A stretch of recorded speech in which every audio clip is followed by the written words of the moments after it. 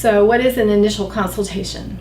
When I see people for an initial consultation, they would have, prior to coming in, filled out a initial consultation form that asks for general information about the spouses, the children, the ages, what type of property is there, are there cars, is there real estate, are there retirement plans, are there stocks and bonds, and those types of things.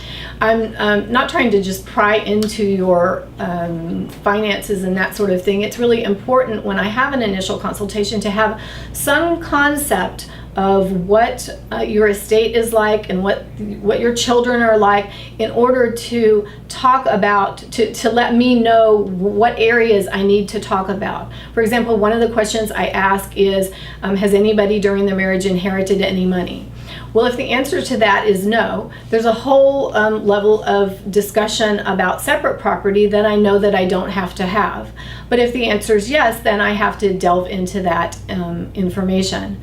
On children, I ask a question about whether or not any of the children have any medical issues or behavioral issues. The answer to that then informs me as to what information to give in regards to a parenting plan for the parents. Consultation form that I have has this information on that in order to make the time that you spend with me the most efficient as it can be, so that I know what areas to delve into more with you and what not to.